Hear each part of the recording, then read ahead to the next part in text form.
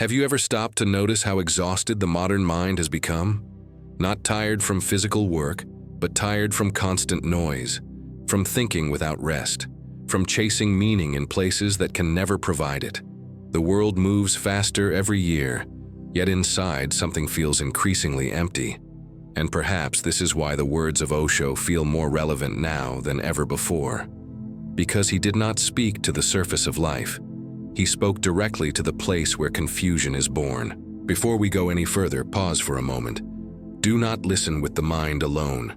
Listen with your breath, with the space behind your thoughts. Because this reflection is not about learning something new. It is about remembering something ancient, something you once knew before the world taught you to forget yourself. Osho often said that humanity is suffering not because life is difficult, but because we have forgotten how to be present. We live almost entirely inside our heads, moving between memories of the past and fantasies of the future. The present moment, the only place where life actually exists, is constantly ignored. And when you live outside the present, anxiety becomes inevitable. You are never truly here and therefore never truly at peace.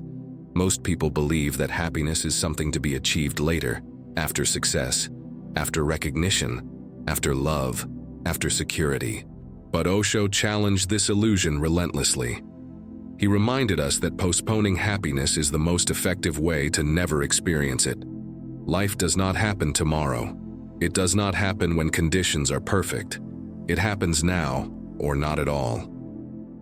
This is difficult for the modern mind to accept because the mind is addicted to becoming more successful, more spiritual, more important, more complete. But Osho's message was radical in its simplicity. You are already complete. Nothing is missing. The feeling that something is missing is created by comparison, conditioning, and fear.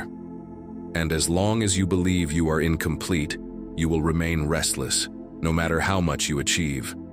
When someone truly begins to awaken, something subtle but profound happens. They lose interest in the endless race. Conversations that once felt normal start to feel hollow. Social games become transparent. Ambitions that once drove them begin to dissolve. Not because life loses meaning, but because a deeper meaning starts to emerge. And this is often misunderstood by others. Awakening looks like withdrawal. It looks like silence. It looks like disappearance. But this disappearance is not a rejection of life. It is an intimacy with life. The awakened person is not running away. They are moving closer, closer to themselves. Osho explained that society functions through roles. We play roles at work, in relationships, even in spirituality. And the problem is not the role itself, but forgetting that it is a role. Awakening happens the moment you remember. Once you see this, it becomes almost impossible to continue pretending to care about things that do not matter, pretending to believe in values that feel empty, pretending to be someone you are not. And so, slowly, naturally, you begin to step back. You speak less, you explain less, you defend yourself less, not because you are superior, but because you are no longer interested in convincing anyone. Osho often warned that the ego loves noise. It thrives on attention, validation, and reaction. Silence is dangerous to the ego, because in silence, the ego begins to dissolve. This is why silence feels uncomfortable at first. The mind tries to escape it. It creates thoughts, worries, distractions. But if you stay, if you do not run, something extraordinary happens.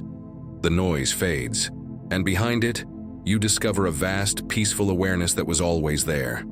This awareness does not need approval. It does not need identity. It does not need achievement. It simply is. And once you touch this space, even briefly, you are changed. You cannot unsee what you have seen. You cannot return to unconscious living without feeling the cost. This is why many awakened individuals feel like outsiders in their own lives. They have outgrown the structures that once defined them. Society often interprets this as laziness, detachment, or selfishness. But Osho made it clear, true selfishness is living unconsciously and spreading that unconsciousness to others. True responsibility begins with awareness. You cannot offer clarity if you do not live it. You cannot guide others if you are lost yourself. And so the awakened person chooses truth over belonging, clarity over comfort. This choice is not easy. Awakening demands courage. It demands that you face your fears without distractions, that you meet your loneliness without escaping into relationships, that you confront your emptiness without filling it with noise. Osho called this the fire of awareness. It burns illusions, attachments, and false identities. And what remains after the fire is not destruction, but authenticity. In this space, something remarkable occurs. Solitude no longer feels like loneliness. In fact, many discover that they were lonelier in crowds than they ever are alone. Loneliness is the absence of connection. Aloneness is the presence of oneself. When you are truly alone, without performance, without masks, you finally meet yourself. And this meeting is not depressing, it is liberating. Osho described this phase as essential, a cocooning. Just as a seed must break apart in darkness before becoming a tree, consciousness must withdraw before it can mature. This withdrawal is not permanent. It is preparatory, it is integration. It is the quiet work of aligning your inner truth with your outer life. During this time, you may feel misunderstood. You may feel invisible. You may feel like you no longer belong anywhere. But understand this, you are not lost. You are in transition. The old identity is dissolving, and the new one has not yet solidified. This in-between space is uncomfortable, but sacred. Do not rush through it. Do not numb it. Let it teach you. Osho emphasized that awakening is not about becoming extraordinary. It is about becoming ordinary in the deepest sense. Simple, natural, unforced. A tree does not try to grow. A river does not try to flow. They simply respond to life. And when you begin to live this way, life stops feeling like a struggle. Even pain becomes cleaner. Even challenges become meaningful. Eventually, something shifts. You no longer need to withdraw completely. You can return to the world, but differently. Not as a performer, but as a presence. Not to fix others, but to be real. Osho called these individuals bridges, border dwellers, people who move between the world of sleep and the world of awareness. Their impact is quiet but profound. They do not preach, they do not convert, they do not argue. Their clarity speaks for itself. Their silence invites curiosity. Their authenticity becomes permission for others to question their own lives. This is how real transformation spreads, not through force but through example. So if you feel the urge to slow down, to step back, to disappear for a while, listen to it. This is not weakness. This is intelligence. This is your consciousness asking for space.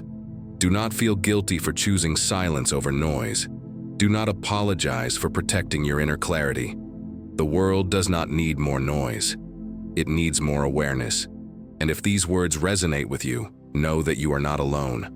Many are walking this path quietly, without recognition, without applause. You may never be celebrated for your awakening, but you will be free. And that freedom is worth everything. If this reflection spoke to you, take a moment to share your experience in the comments. Writing clarifies awareness, and if you wish to continue this journey together, like this video and subscribe. Not out of habit, but out of resonance. We meet here not as followers, but as fellow travelers, remembering slowly who we truly are.